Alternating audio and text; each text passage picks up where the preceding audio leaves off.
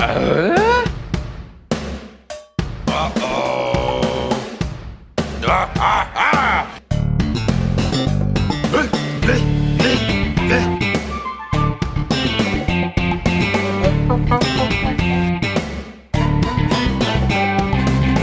Uh-oh. Does everybody know what time it is? Home Impodcast time. That's right. Binford Tools is proud to present a Home Improvement Podcast. My name is Adam. You'll know my co-host, Jordan. Hey, Jordan. Adam, how are you doing today? I am doing just fine. How are you, my friend? Oh, not as well as Alan's episode, Mr. Likeable. Everything's turning up roses, but I think things are going well. Just put some pork carnitas in the oven, and I'm settling in because you told me you want to tell me a little anecdote, and I love stories. You're pretty proud of these carnitas, I can tell, because you brought it up before the show, and now you're making sure you're bringing it up on air.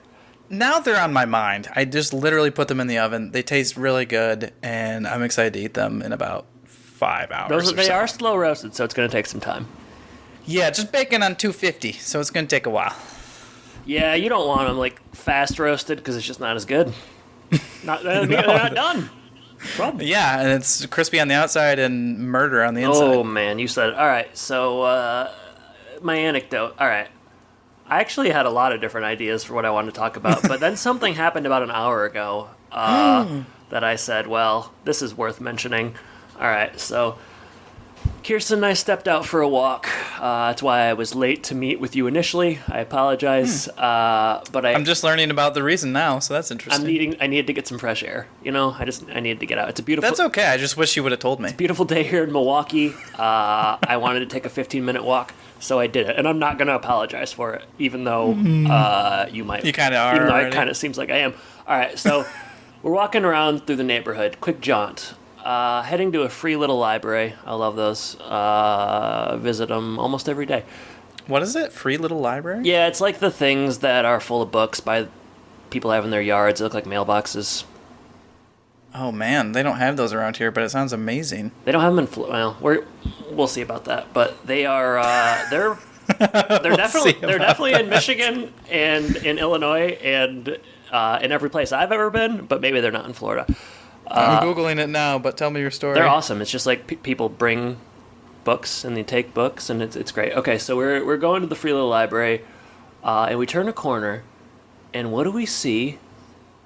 A guy in a full Superman getup, full cape, everything. Got his hair done up, he's got the little curly Q, hair gelled, carrying an old school boombox, blaring the Superman theme, just walking down the street. I watched him turn on the boombox. He just started it. So we're a little freaked out. I'm thinking oh man, what do I want to cross this guy? Is he gonna expect me to do something for him? I don't know. We crossed the guy. He's probably about 65, 60 years old. Oh, yeah, Clark Kenton's gotten older, huh? Older fella. Maybe fallen on hard times. I couldn't really tell. He just kind of smiled as he walked by with his boombox blaring the Superman music, dressed as Superman, and continued on down the street. He just a sly little smirk, he didn't want to say anything. He's playing coy. Definitely playing coy. Well, his expressions are coy. I wouldn't say who he's playing with. I don't know. Everything else was not so coy. And he just kept on going down. We're right off the lake here, so it's a pretty busy street. He's gonna get a lot of eyes. So that was interesting. Don't really know what the end game was, what the deal is. Yeah, it's a bummer. We just don't know what what was the goal? What was he doing? I don't. Why didn't you go talk to him? These are tough times for everybody, and maybe that's a way of uniting. I didn't want to talk to him. He kind of scared me. But yeah. So, yeah, the Clark Kent I know doesn't age. So I don't know. You always acted like you liked Superman when you were younger, so I thought you might find that interesting. I did like Smallville back in the day, so there you go. That's it. Just an update on little big libraries or whatever they're called. Free little library. This is actually big library, a little big house. It's actually a little free library based on what I've seen, okay. And when I put in my zip code, it says no libraries found. You must live in the worst place on earth. We do have a nice library, but not a little free library. I've actually seen this on other like just somewhere on the internet, and I wondered if there were any near me, and there weren't. They're great. So I should just start one? Is that what you're saying? I looked into the process of doing one once. It's Well, you can't move from apartment to house, probably. Well, I was gonna do it when we had a yard at the old place, but if you want to do it like through Free Little Library, you gotta pay for the box, and it was kind of expensive. So I thought, I don't know, kind of takes the fun out of it. But yeah, so the Superman thing, I don't know if that did anything for you, but if I can't talk about it on my Home Improvement podcast, I don't have anywhere to talk about it. So that's true. Yeah, it's very important that you do share that with people everywhere. Mm-hmm. So it is interesting. I just wish I knew more. And the hard thing is, I think it's a mystery I'm never going to know the answer to. A little bit like the JFK assassination, It's like a little bit like that. It's not like the mystery that the horror mystery that you're writing that I want to talk about. Yeah. Yeah. Yes, I'd love to. Obviously, I'd be ecstatic to talk about my own work. So well, I'm very comfortable doing that. Yeah, no, I'll talk about it. Sure. It's okay. I'll talk about it. I just thought it would be interesting to bring up on air. Yeah. A couple of things that both you and I are working on in our non-podcasting time that people might be interested in. Definitely. So if we have any platform, I guess it's this. For so sure. We might as well talk about it here. Yeah. You want me to start? Yeah, you like to talk a lot. Yeah, so. I like to talk about myself. All right, so. There's actually something I haven't even told you about that is sort of exciting for me creatively. But we'll start with the book. Really more of a novella. So I am. Hey, it's 15,000 words. It's not bad. It's not bad. It's about 100 pages. I am. I've been working with you, Jordan, my co-host and dear friend, one of my best friends, in the top 3 or 4. Why are you laying this all on me? What's going to happen? No, I'm just going to say something mean in a second. No, we've been working. I took an old script, something I wrote, a pilot for a TV show, and just kind of. I've been encouraging you to do this for a while. You have, so. yeah. You saw such smash success from your own Amazon publishing. No, I'm just kidding. You've been over 500 books sold. Thank you very much. That's pretty crazy. So you self-publish on Amazon, and you've encouraged me to do the same. And these last couple months, I've had a lot of time on my hands. So I started the process, and it's we're still working on it. But the story itself is pretty much done. So it's a very polished first draft. Thank you. Thank you. I mean, maybe at this point it's a second draft. I'd call it a second draft, yeah. Maybe like fourth. I don't know, because if you count like the screenplay and then you put it into the prose of a book, and then we've kind of you've refined it more and fleshed it out. So yeah, it's definitely not like a rough first draft. It's a. I'm still working on sort of how to describe it, but it's a Christmas horror mystery. Yep. I prefer noir, but you say mystery sort of. People aren't searching for noir. More SEO friendly. Amazon. So yeah, it takes place in the Midwest. It's focusing on. I don't want to spoil too much, but there's a real bad guy. And some people go missing, and then somebody tries to track them down. Am I selling it? It's good. I will. I hope. This is where your blurb would come in handy, but that's okay. Yeah. I told. So we had our friend Meg in town, and I told her because she loves horror and scary movies and spooky stuff, and I gave her a short rundown of like the blurb that we wrote together, and she was interested. She was interested. Okay. Yeah. Yeah. When will it come out? It'll be available. You can get a hard copy of it. I'll talk about it when it actually comes out more. And it'll also be available on Kindle for a very, very low price, probably like $1 or $2, wouldn't you say? I'll let you know. That's it. I'll let you know when I decide the pricing on it. Okay. You got to look at that stuff. But that's true. It most certainly will be under $10 and probably less than $5 for a digital copy, and it'll support Adam, which is the most important thing. And if things go well, it's going to be a two-part story. So yeah, I don't know. I'm excited about it. I've read it multiple times. I'm not a horror guy, but I think it's good writing. And enjoyed working on it with you, and it's not going to be that much longer, I don't think, before it comes out. No, I don't think so either. Dot some I's and T's. So I got to get you've done the hard to work. do the cover. Hey, I got the caption. Okay, so how about I just read that real quickly? Okay, let's read it. When the 5 friends left the bar one snowy Christmas evening, only one of them knew what was in store. On a cold Midwestern night, death came to a small town. Death was pleasant, charming, and affable. death was altogether very normal. But when he arrived, there were no carols to sing or presents to be unwrapped. When Death walked into the bar that December evening, he had a different kind of sleigh in mind. It's so stupid. In the wake of these grisly events, it is up to one man to retrace Death's steps on what will go down as the snowiest and bloodiest Christmas Eve their town has ever seen. From demise to discovery, Peace on Earth, that's what it's called, takes readers on a journey that is equal parts horror and mystery. Still working on that, but that's pretty good. That's something. It's pretty good. It's something, all right. Yeah. It's very. I mean, if we can transition away from yours, it's very different from my book. Oh, I'm not done. I have more to say. No, go ahead. Well, I was just going to say, this morning I got the second revision back for my latest book for a title, for a cover that I solicited from somebody. Mm-hmm. And I was pretty happy with it. I'm excited to see it. I don't know if I think I've briefly mentioned it before, but it's basically a Harry Potter meets the Bible devotional type thing. And so the cover came back today. I've gotten all the inside stuff done. So I'm moving along. I'm soliciting people who are interested in writing free reviews. So I guess if anybody wants to do that, they can reach out to us, and I can give you a free copy for a review. So we're both going to have books coming out in the next couple months. So that's exciting. Yeah, who's going to sell more? Probably you. I don't know. We'll find out. Depends on friendly wager. Yeah, I'll see why not. Seafood dinner. Yeah, it's exciting. Your help. I couldn't have done it without you. Obviously. I mean, I could have, but it just would have taken longer. I'm glad to help. You've been very helpful. It's been an enjoyable process. It would not have been something I probably would have done without your encouragement. Also, well, I'll talk about the other thing when it actually comes out. But I had a humor piece accepted to a pretty darn good publication, but wow. I'm very excited about it. It's they're even gonna give me money, if you can believe it. Wow. So, is this something I've read before? No, it's pretty new. So it's gonna, but I'll talk about that once it comes out. It's still in the editing process, and we can talk about it off air. But, I know something that's gonna go on your website. Yeah, for real.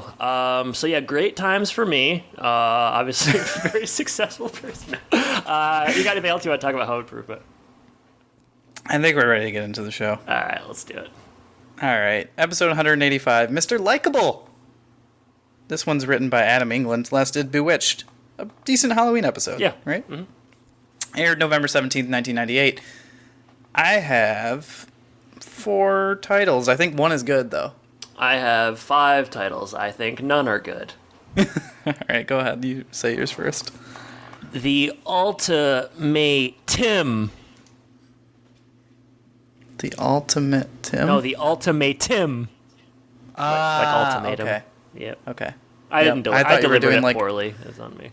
It's okay. It's okay. This is just a simple one. Getting big for his britches. I like that. How about, you want to talk about simple?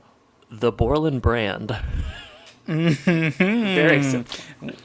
How about seal of approval? Like it. How about Taylor the Sailor? I thought you were gonna do like Taylor, I barely know her or something silly. Yeah. How about Big Brother, bad advice? Ooh, you bad. All right. This one doesn't really make sense, but I don't know. I had an idea, so I tried it. Mr. Likeable, more like Mr. Like a Bull in a china shop. Yep, that doesn't really describe Al in this episode, but it's something. It's something. It was an idea that you ran with. That is an idea. Do you have any more? Yeah, I got one more. Okay. It's pretty simple. Yeah. First-rate tool man. All right, my last one is Erica, Icarica. I like that one. Yeah, it's a ace up the sleeve. Yeah. All right. Save the best for last. Episode walkthrough time. We're opening on Tool Time, where there's expanding foam. They're not just going to talk about it. It's everywhere. And this is one of those weird situations where it's like post-accident end of the show. So we don't see what Tim did, but we do see it like actually happening. But we do see that Tim sprayed foam all over the set. And it was not the intention. Gotta be one of the shortest opening scenes. Was thinking that myself. It was like 30 seconds. Yeah, maybe. I can't think of one in a shorter. They say, what are they calling it? Bloom foam? Oh, I didn't hear that. I just heard expanding foam. Yeah, they said. Well, maybe they only said they said something like blown foam, and I didn't know what that was. But obviously, you don't either. Yeah, really short opening scene. Doesn't really work super well, but it was short, so we got in and out. At least they didn't linger. It's a cold open, so cold. All right, next scene. Tool time. After the show, the cable ratings came in. The made-up cable ratings that I don't that come every month or something, right? Yeah, it's not even so much that. It's that, like, okay, so the cable ratings come in, and they have likability ratings. They're very specific ratings, Like, I will say that. That isn't a thing, right? The market research department on home improvement is, I know where all their money's going. So every month, they're like surveying people to find out if people are, like, one, that just seems kind of like a waste of time. Do it every 6 months. But yeah, I guess I don't know for certain, but I can't imagine that, like, The Office, like a show like The Office, is like doing likability ratings. Like, hey, how are you guys feeling about Creed this week? I don't know. I think Creed's shot up the roof. Yeah, Creed has black hair now. Do you guys like him more or less with that? I don't know. But Al beat Tim for the first time in 10 years. This is also the conceit of this is like bogus because everyone loves Al. Yeah, he would be beating Tim every month for 10 years, right? Yeah, very weird. Whatever. Heidi says Al should take advantage. Get out there. Be a spokesperson. Tim arrives and he sees the document. And Al immediately thinks he's fired, which would be illegal. I don't know. Al, like you said, I didn't really buy this because Al would have beaten him sooner. Al has, he's always lived in other people's shadows, he feels, but he's excited, he's ready to break out, he's going to go and he's going to tell Trudy, so we're getting a mention of her. Heidi leaves, Al leaves, and Tim torches the document, so, let's just say he doesn't feel that good about it. No, and initially he kind of puts on a brave face, he's like, we're all a family, all this kind of stuff. And as Al and Heidi are leaving, they're like, oh, he's taking it pretty well. And then, he lights it on fire. So, rough. They also make a couple jokes about how Heidi is doing really well with the men. Surprise, surprise. Yeah, because she's hot, I guess. I don't know. That's what we're doing. I mean, they do have a calendar, like a swimsuit calendar hung up, like, somewhere in the back corner, right? They just, like, I guess, like, that's what you're doing. Like, I don't know. They really have gone to that well a lot the last, like, 2 years. Like, man, guys sure do like Heidi. I get, I don't know. Especially Brad. Brad does like Heidi, yeah. I thought for a second Mark was going to be talking to Heidi on the phone. How about Scott? All right, you're up. All right, at home, Brad is making food. And the call you're talking about, Mark comes down and he says, if Erica calls, I'm not here. Yeah. We learned that Erica is the prettiest girl in junior high, and I thought Mark looks like he's in 11th grade. I was going to say, like, I guess Mark is only supposed to be 14, but, I don't know if he's actually 14 in real life, but yeah, he's very, very tall. Super tall. He's as tall as Brad, so he looks very old. Apparently, Erica always talks about her jerk boyfriend, and Brad says, listen, this is great. You should be talking to this girl because you're her shoulder to cry on, and then when they break up, you can swoop in. This was your MO in high school, by the way. Was it? I'm just kidding. It didn't work that well for me. Oh, I wouldn't say, hey, I've heard differently. I've heard that it did work well. I don't know who's telling you these stories, but... Oh, it was Superman that I passed. Brad says you can even pretend and use some lines. He gives him some lines like, I hurt when you hurt. Just real generic. Yeah, that was kind of funny. Yeah, it was pretty good. Mark loves it. It's a real bonding moment between Brad They slap hands and Mark. do a little handshake, and I'm thinking, you know what? Maybe Randy was kind of just driving these two brothers apart, and now that he's gone, they're ready to be a lot closer. Well, you know what? Randy and Mark were the ones that were close before, if you recall. Brad was kind of just moving on into high school, and so you'd see Randy and Mark like playing video games, hanging out. So there's a void to be filled, and it's being filled. I like this better than the last couple episodes where Mark was like holding a camera in Brad's face and that kind of dynamic. It's like, it's much better. It's a somewhat plausible scenario. Yeah. Which is all we really can ask for out of Mark. You know? That's all we can ask for. So That's the scene. Bonding moment between the boys. I like it. Yeah. All right. Side yard. Tim and Jill. Tim asks Jill, "Am I likable?" And she says no. She's kind of kidding around. Is she? Yeah, who knows? Tim, they kind of just talk about the whole situation. He feels sensitive about it, whatever. Tim mentions that he's worried about his job. Like, that was a surprise. Like, are they going to replace me because I'm less likable than Al? I don't know. I did like the callback here, though. What callback is that? They say, remember when Al hosted once and it was a disaster? Yeah, that was good, yeah. And it was a disaster. Jill compares Tim to a Dr. Frankenstein. You know, he created Al. He made him who he is. He took him from wherever he was to whatever he is now. Which I thought is a weird angle. Like, I don't know. Does Tim get all this credit? Yeah, I don't know about that. I was thinking more like, I don't know, you need certain people and certain dynamics, so like, since Al doesn't have to be the one that's on all the time, he can be more natural in himself. I don't think they explained it really well necessarily, but I think it makes sense. I mean, like the only reason I'm successful on this podcast is because you are the host, and so you allow me just to kind of play the supporting role and do that. So, I don't know, I can see it. Yeah, I mean, that's definitely true. You could not do this without me. Nope. But, no, it's like, yeah, I mean, I guess he gave Al his shot. Although, like, would Tim have been in charge of the hiring? Maybe. They seem to act like he was. But, yeah, the idea of him, like, creating Al is, I don't know, like, Al is the one that, like, grows a beard. Like, I'm sure, like, Tim didn't tell him to do that. Like, Tim's not picking out his clothes. Yeah, like, I don't know. That struck me as being kind of strange. But maybe he, like, empowered him with confidence. I don't know. It is definitely underdeveloped. But, yeah, she says, like, just bask in it, enjoy it, you know, soak it all up because he's your creation, which is stupid. And we do get a Michael Jordan reference here. Yeah, and, he compares himself to MJ. And we were just talking maybe a month ago. I asked if there'd ever been a Michael Jordan reference on the show. I didn't think there had been, but now we have one, so that was kind of interesting. Bam. Yep. Yeah, not in passing like some of those other Bulls Pistons games. I thought you were going to say not in passing, like some of that other bullshit. I was going to say, Jordan, wow. Really didn't like the rest of this. Coming in hot. All right, at the home improvement store. This is a new set, right? This is what gets you excited. Are we sure it wasn't just Harry's hardware? Kind of moved around. I mean, maybe, but it's not meant to be. That's true. You're right. All right. Although it does seem like a direct competitor to Harry's hardware, so that seems kind of weird that Al would do that. Now that you say it. Yeah. Why? The kitty agrees. Why? This cat. Yeah. This cat is a problem. She's a problem for me right now. Yeah. Why isn't Al doing this at Harry's hardware?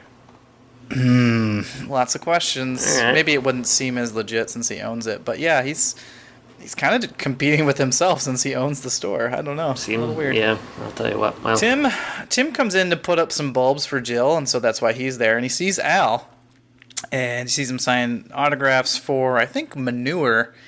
And Tim wants to chat privately. He's not so much upset with Al doing this, but he thinks he can kind of set his sights higher than Spacklefest and Dung and all that kind of stuff. So, and then Al asks for some coaching advice from Tim. So I guess that's what we're going to get for the rest of this episode. So far, can I just tell you, as I'm watching this, I like this episode. I'm enjoying this episode. Well, I'm glad to hear that, and you'll get my thoughts at the end of the episode. Did you mention? I'm sorry, the cat in the room was causing some problems. There's a cat in the hat over there. Yeah. Did you mention that he had set up his whole day and he was going to go to a lamp store and be a keynote speaker? Yeah, I didn't say the lamp store thing, but yeah, okay. He's got several engagements. I apologize. There's a cat problem, and there's nothing I can do about it. All right, next scene, home.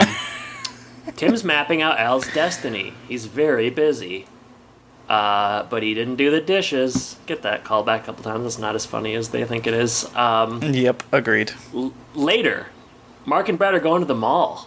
But Mark's on the phone. They're getting ready to go to the mall, but Mark is still on the phone with Erica. She's going to come over. Time to put the pork carnitas in. Oh, man. This is a good one. We got cats and carnitas. Well, why don't you do that, and I'll get this cat out of the room. Well, I already did it, remember? Oh, well, I just forgot to turn off the alarm. Why don't I get this cat out of the room? 1 second. All right. So, is Erica coming over? Is this where Erica's coming over? Not quite yet. She is single again. Okay. They just kind of talk about they're going to be meeting up or something, and then Tim comes in and they move on to something else. Yeah, the point is that Brad's advice is kind of working. Tim comes home, kind of talks about all of the stuff that he has lined up for Al. It's a lot of nonsense. I didn't write any Things of it have down. taken off, though. Yeah, I mean, they're having no problem booking Al places, so that's encouraging. Al arrives. He's very excited because he hired a manager. He's going to, manage Al's brand, and Tim's going to be the coach. I wonder if there's going to be any conflict there. Yeah, Tim's immediately upset about this. Well, he got Roy Becker, who managed Fishing with Freddie, and guess what? He's here. He showed up. That was kind of weird. They're like, and he's coming here right now. I don't know. Well, yeah, Al said, Al and Tim are meeting for a strategy session. Yeah. And he hires them, and he said he invited them to the strategy session. So, Yeah, we're going to have the whole brain trust together. it was crazy. They got this guy that definitely talks like he's from Detroit, not Brooklyn, to come and manage Al. It's funny. This guy just I'll do a bio in a second, but it's just very, very deep Brooklyn, Bronx, whatever accent, just he's He's a real ball buster. true blue too. New Yorker. It's just kind of a funny thing. All right, so yeah, He did remind me a lot of Middleditch and Schwartz, that last episode. Now that I just watched that, it's not as fresh in my mind, so I can't quite remember it. But oh, all right. Well, they go to the airport basically. Got it. This is Team Borland. Roy Becker, he comes in and he's got a lot of he's fast, High energy. fast talker, high energy.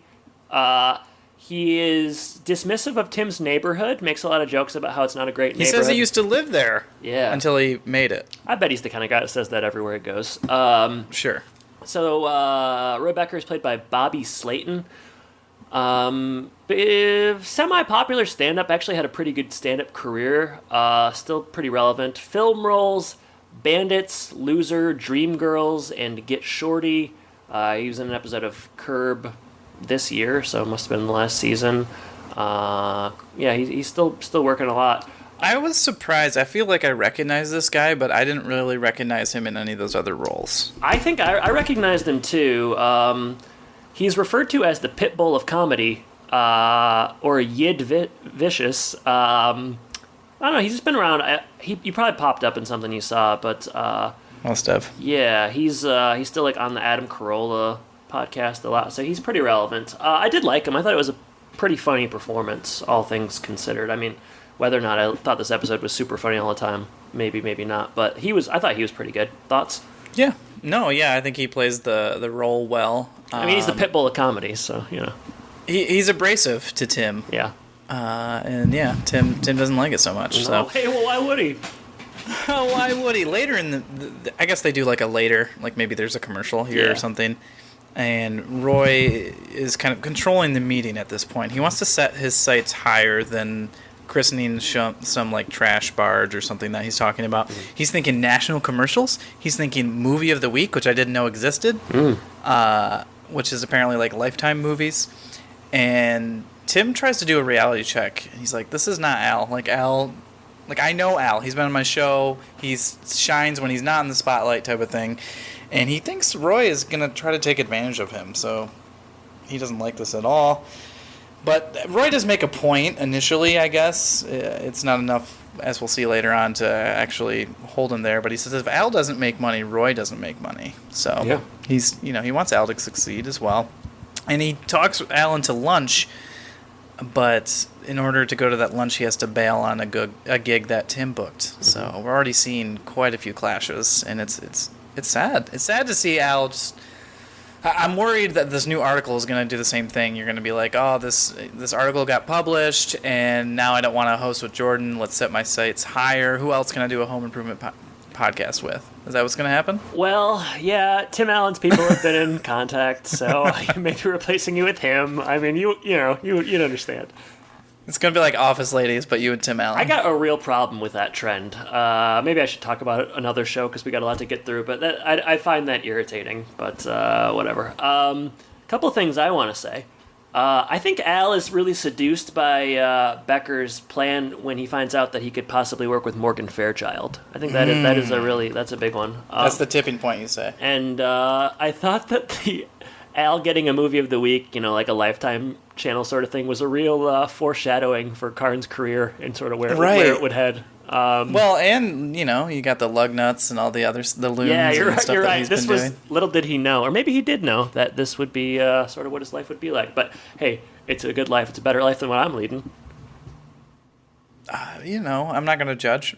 It's got to be a better life than what I'm leading, Jordan. It has to be. All right, next scene, gazebo. Don't say it. Wait a minute. So every time we mention some writer's name that you want to yell Eric at, Horsehead. What is he? Write The Godfather? or Gelman? But when I want to say gazebo, more like gazoinkspo. Yeah. You draw the line. Hey, sometimes you gotta draw a line in the sand, and this is where It didn't work because I said it anyway. All right, Mark and Erica. They're out in the gazebo. She's talking. He's not listening. He gets busted for not being able to repeat a single thing she said. She bails. Erica's no phony. She knows. She bails. I mean, yeah, this wasn't going to work out. He heads inside. He's kind of mad at Brad, but don't worry, it doesn't amount to anything. Jill overhears this plan. I thought she was going to kind of come down on Brad hard, but I did too, and she just kind of blows it off. She just kind of laughs, and then he kind of burns her and walks off. It's like, boys will be boys. It was like she's going to teach him, you taught him to do that to girls. Respect to women, but instead she's just kind of amused by it, which was interesting. Tim comes in dressed as a sailor. He had to fill in for Al in the trash barge. This is a good visual gag. It was good, yeah. He looked like he was doing the YMCA or something, Al calls. He needs a day off from Tool Time because he's shooting a movie of the week in town. That's the last straw. Convenient that they would be shooting in Detroit. But yeah, things are moving fast, and you got to give Becker some credit. He got Al a movie of the week very quickly. So he did, yeah. It's funny. Tim got him some gigs very quickly. Al got himself some gigs very quickly. We struggle to get gigs, so I guess we're not doing it right. Yeah, it is what it is. Tim goes outside. Yeah. Wilson is decorating, and we're gonna play a clip. Yeah, we are. Start as early as you want, Wilson, but I'm still going to kick butt in that Christmas lighting contest. No, this is not for Christmas, Tim. Are you familiar with who inspired the Indian festival of Deepawali? I'm still wondering who put the bop in the bop shabop shabop. Well, probably the same person who put the ram in the Ramalama Ding Dong.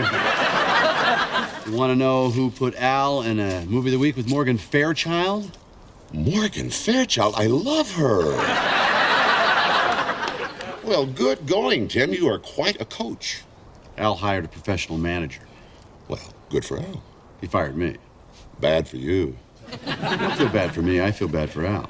The overnight sensation who's appearing in a movie with Morgan Fairchild? I'm not jealous or anything. I just think he's moving too fast. It's like Frankenstein loose on the world without his doctor by his side, What was the doctor's name? Frankenstein. You're related?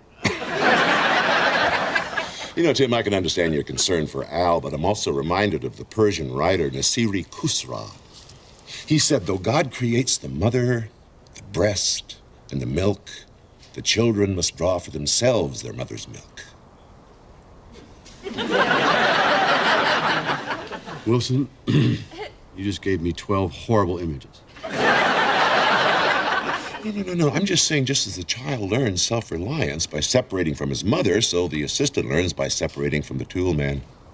Maybe what Al needs is protection and support, so he's not left hanging. So I'll just buy him a sturdy jockstrap. Hello, horrible image number 13.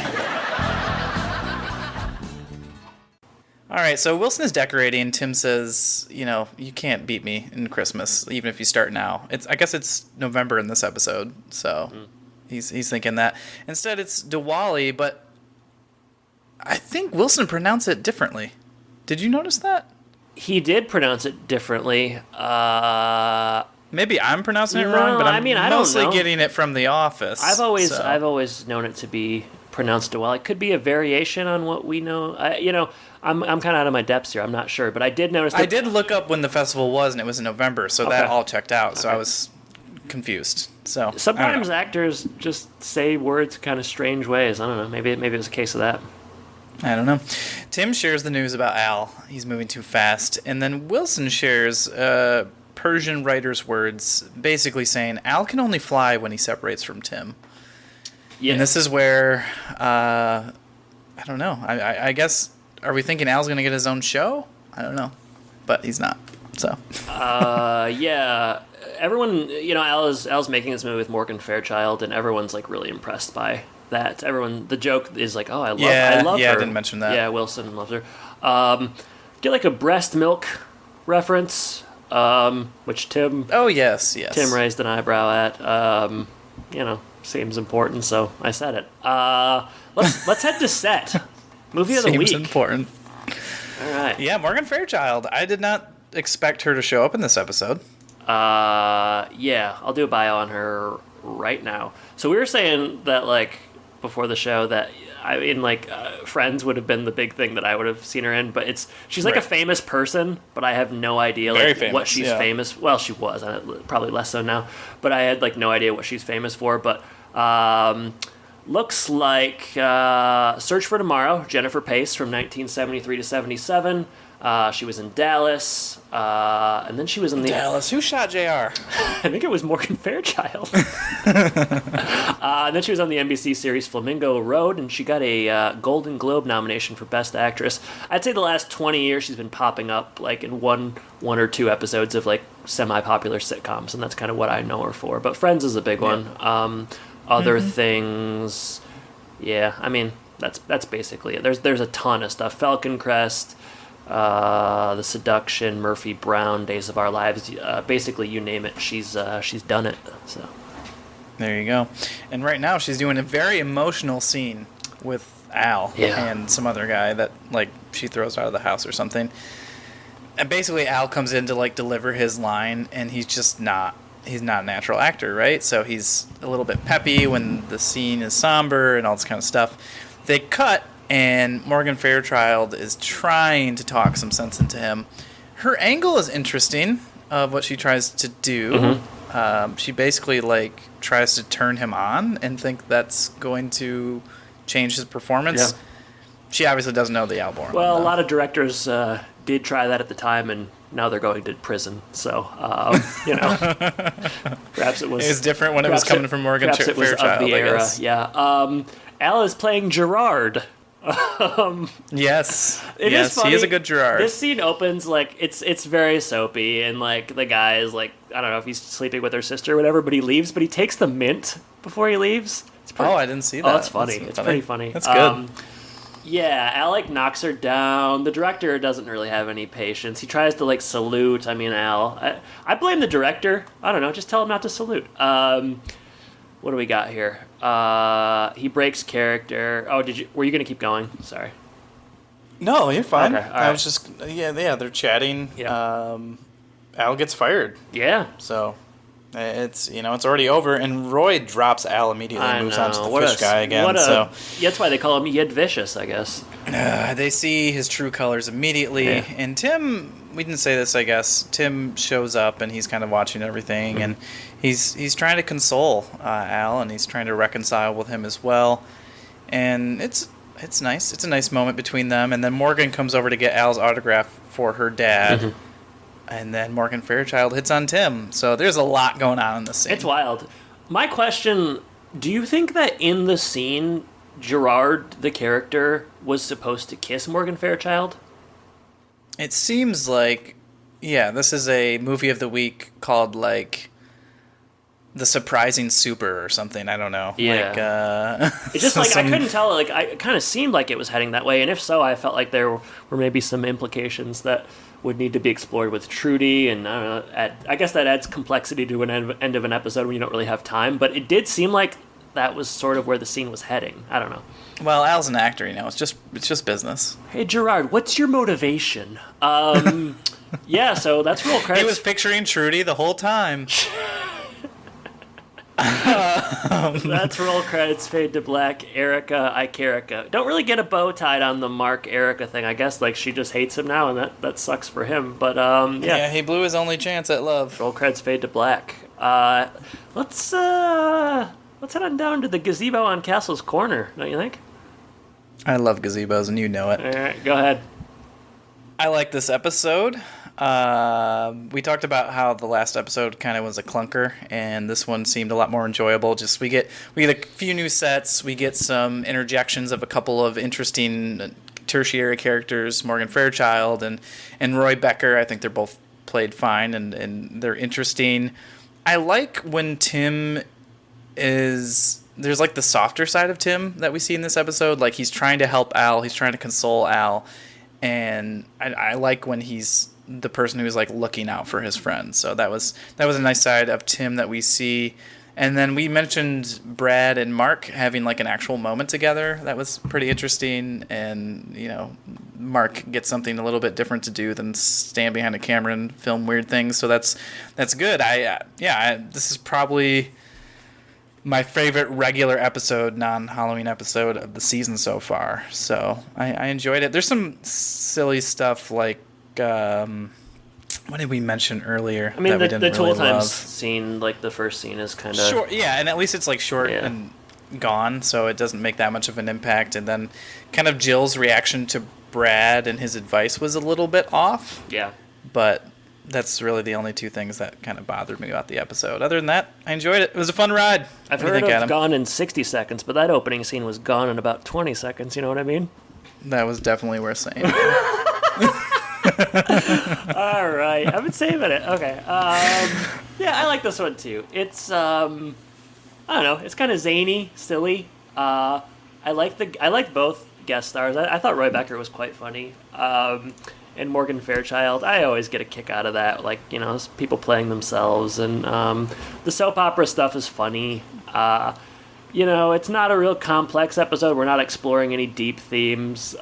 Tim doesn't get super jealous and I'm glad for that. I don't think that would have been that fun to watch. I had a couple laughs throughout. It moved pretty quickly. Like you said, a couple of different locales. Mark and Brad have some decent stuff going on. Pretty good for Mark, right? Like in terms of like writing Mark, they figured out something they could do. Lows, yeah, I mean like likability ratings are not really a thing. But so that's kind of dumb, I guess. But yeah, I don't know. I liked it. It was not. You probably liked it a little more than me, but in terms of like what we've seen lately, I think it stacks up fairly well. So, Would you say it's likable?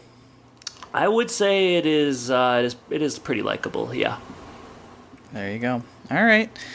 Well, we enjoyed that, and we should now move on to social media. Well, we enjoyed that one.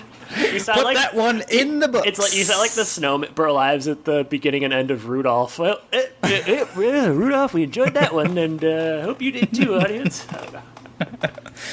All right. Well, we've got a lot to talk about social media-wise. Holy hell, yeah. So I think we should. First thing I want to talk about, these are all from YouTube, so things are active on YouTube. Yeah, what's up with YouTube? It's like, YouTube is weird because it's like half the comments are spam gibberish or like things I don't understand, and then the other half are very like deep, insightful. Thoughtful. Yeah, Something's pretty weird. All right, so the first one comes from Laura Lyons, my mother. She was this is short and sweet, but she was impressed that you knew the physician heal thyself phrase. So just a good on you, Adam. Thanks, Laura. Just wanted to put that out there. Yep. Matthew Parlett, always writing in some good stuff. He agreed that the last episode that we covered, Tim's first car, was a real clunker. Specifically agreed that the smashed car should have been like a cube car instead of like the flattened that's a car. $1 million idea. Anybody, go ahead and use that if you're a writer out there. You can take that joke for sure. Yeah, It's he yours. thought specifically that you would get a little chuckle out of that, which, yeah, it's good for your soul if you chuckle. So, Yeah. Otherwise, he says it was like a total wash. And he said, there's always next episode. And I would say, yes, there was a next episode, and it was pretty good. So, thanks, Matt. I like Matt because he has the same opinions as us, and for me, that is good. I like that. That's gold. That's gold, baby. And for me, I enjoy that. So... And then, if you recall last week, we mentioned Angela Sandro, and she had a question for us, and we were going to mention it on air, so I guess this is the time to do that. She did also mention, in between that, she said, thanks for the mention on the episode. She can't hear what we have to say next. And she can't hear it, or she can't wait to hear it? Because if she can't... Both, maybe. If she can't hear it right now, if she that's can't true. hear it, turn up the volume. She can't wait to hear what we say. And also, we inspired her to create her own podcast, and her college is going to air it on our station. Oh, wow. Why hasn't Western Michigan and Michigan State aired our podcast on their stations? Oh, man, that would be... Yeah, because Tim Allen went to at least Western. I mean, come on. Who do we talk to? It's an all... who would we, maybe Angela can give us some insights. Maybe we can get on her college station. Yeah, Angela, could you reach out to your college on behalf of us? We can offer you no finder's fee whatsoever. So. No, not at all. So, Adam, you talked about how you want to take some thought before addressing this question that Angela had. Yeah, but it's funny I didn't. So, there you go. I did, okay. So I guess we can kind of work through it together. So, the question in question... You make it sound like it's like a kidney stone. Like, it's going to be okay. She did say at the end it was hefty. It is, so. Yeah, more so than the stuff we usually get, yeah. Yeah, it's not quite as lighthearted as we usually talk about. So Angela says, as she's been rewatching, she's realizing how much of an impact Jill Taylor had on her in terms of women's rights and equality. So her question to us is, looking back on our childhood and now our views, were there any lessons that we learned on how to treat women and to see them for more than just, quote, maintaining the house? Was there maybe something in the show specifically that shifted our thoughts about moms and women in general? You want to go first, Adam? Sure, I can go first. Couple different questions there. So, in terms of, did anything in Home Improvement sort of alter my opinion on, like... No, I would say it didn't really alter my opinion on women. Like, I don't think I've ever considered women to just be, like, strictly homemakers. My mom, growing up, had, like, a full-time good job at General Motors. My sister, went off and got a PhD at IU and is gone on to be very successful. So, no, I mean, like, I think that Jill is a really good, like, female character and, like, specifically, like, a good, like, matriarchal character, because she sort of goes from being more cliche, sort of fulfilling, like, the more cliche roles, like the cooking, the cleaning, whatever, the, like, caring for the children and stuff, and then she sort of evolves into someone that is, pursuing a degree, going to school, stuff like that. So I think she's a really good character in that way. But did Home Improvement sort of change my opinion? No, I didn't have that opinion, I guess. I certainly, like... I've evolved and stuff as time has gone on. You get older and stuff, and like you came out just perfect. You become more respectful, and you are more aware of things and stuff. But no, I don't think that it really changed. But I do think it's an important character, and it probably did change some people's minds and stuff. Certainly, we know the opposition is true. Like, we've read things in the comments earlier on in the show where, like, people were, what did they say, like... They called her, like, their commissar, and that it was, like, a feminist... Yeah, like, and they're, like, feminazi. Communists. Yeah, feminazi, stuff like that. So, like, certainly it was having an impact on people, and, like, some people didn't like it. Well, go screw. Like, you don't watch, like, you're wrong. Don't watch the show. Get out of here. Like, but it's a very important character, and I could see, and I hope that it did sort of change people's minds and open eyes and stuff. So yeah, I think we very briefly talked about this just, like... before we actually answered last week, we were like, oh, do we want to take more time or whatever? But we both, like you mentioned, your mom had a full-time job growing up. My mom also had a full-time job. So I think it's one of those things where, like, a lot of times the first experiences that you have of those things are what your parents modeled for you.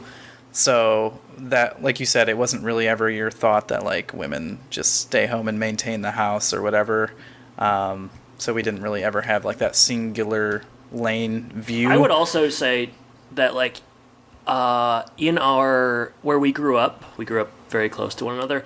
I don't know that there were. It's kind of a working class town, I would say. So I don't know that there was a lot of like just stay at home moms in general. Not that I could tell. I don't really know. Yeah, I guess. okay. Yeah, I don't. Yeah. Everybody has a small view, Sure. but I think at the same time, it's like the role of maintaining the house and taking care of children is underappreciated in general. At the same time, so like, if you want to work, great, go work. If you want to take the time to be at home with your children and maybe do more of that stuff, like that's not bad either. Yeah. Like as a parent, I realize how like taxing and how that is like a crazy hard job in its own right. And that's one thing I've talking about like things that have maybe changed your perspective is becoming a parent in general has made me really appreciate like single parents that somehow do all of this stuff. Yeah, right. Because it's hard enough for like me and Andrea to do this where like I'm working full time, she's working part time, we have our daughter and like doing all that, and to do all of it is like incredible.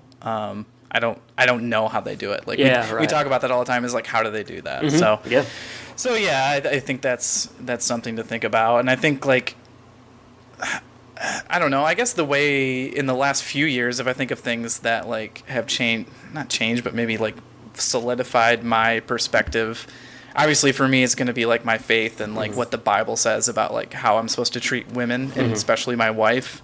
And like specifically, it'll say like I'm supposed to treat her like Jesus treats us, which is like a really high calling and a really like if you think about that, it's like servants. It's the way that Jesus lived is serving others and ultimately giving life for others. So if people are reading the Bible and then saying like, well, you should stay at home and do nothing and not talk, it's like I don't know that you're actually reading what you think you're reading. So that's been something for me. Those are the kind of people that would like say that though, like it would be like devout like Baptist. I mean, I don't want to like no. And they're picking one thing that they're reading and that's it. Yeah. So I mean, they're not actually taking the full view. Like when I read that stuff, I read it like what's said to me, and I'm like, oh crap, am I living that way? And like it's really humbling for me to think like that's what I'm called to do and how hard that is. So yeah, not necessarily into work or into like this TV show, but I agree. Like Jill as a character is a little bit different, especially from maybe like the 80s, 90s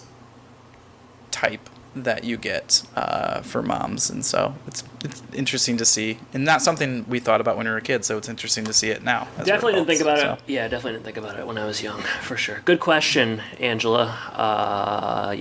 Hopefully we answered it. Yeah, who knows? In a robust way. Yeah. But Adam, what's going on Twitter? Any crazy questions being asked? Any crazy polls being posed? Oh, some crazy polls. Yeah. Crazy polls. You would think I'd be ready for this, but I'm not.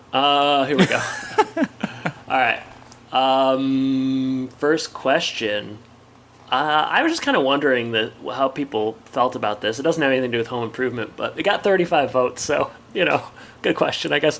Wow. And you probably won't be able to answer this, but are banana splits actually good?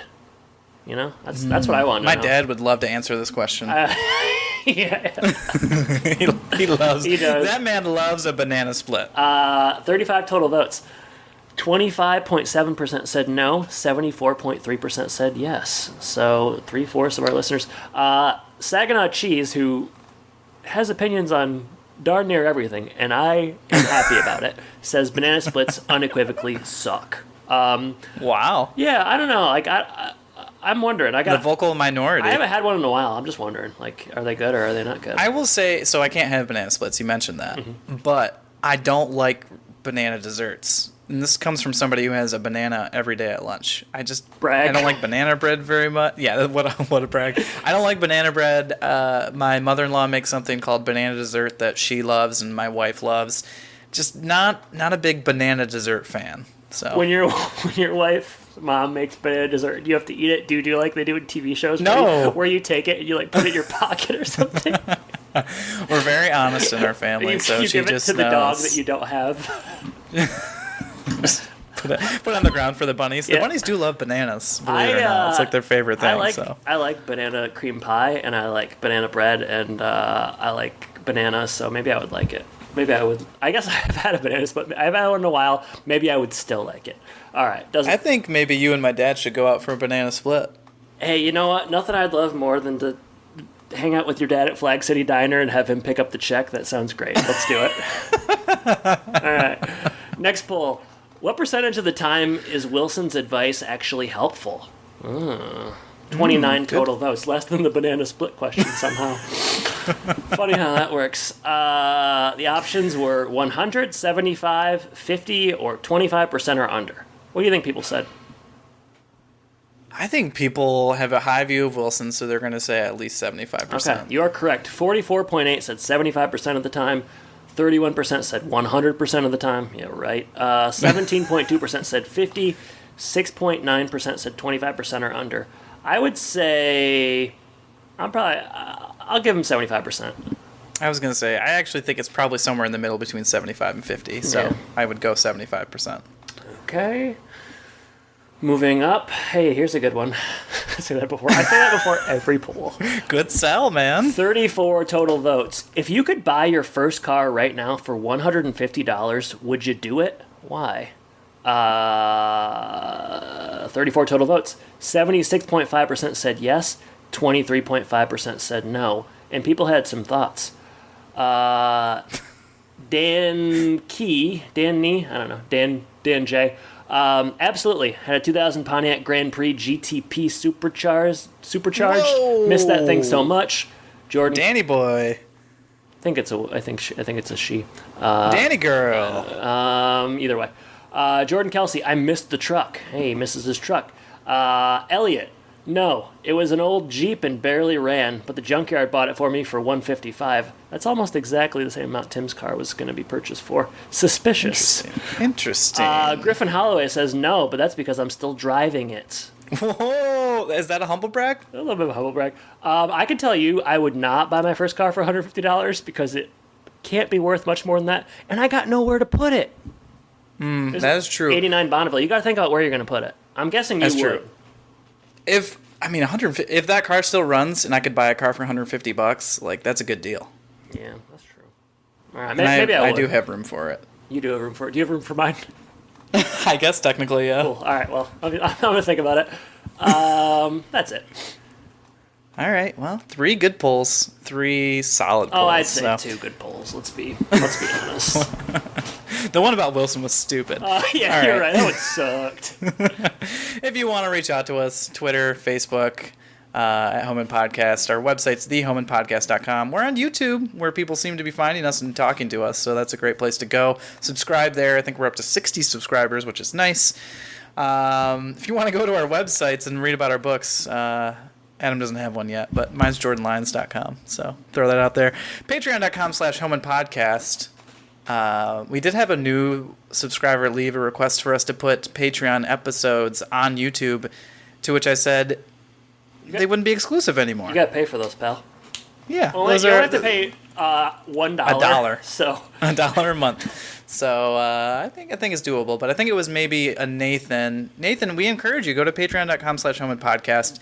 Maybe someday in the far future when we're no longer recording home improvement episodes, maybe those will be released, but I wouldn't count on it. I don't know. So, Who knows? Yeah.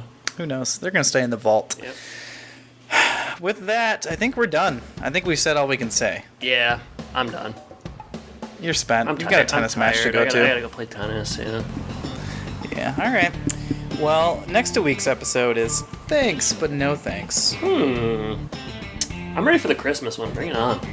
Oh, it's coming close. All right. Well, Jordan, thank you for joining me. Listeners, thank you for listening, and I guess I should say, take care. Take care, everybody.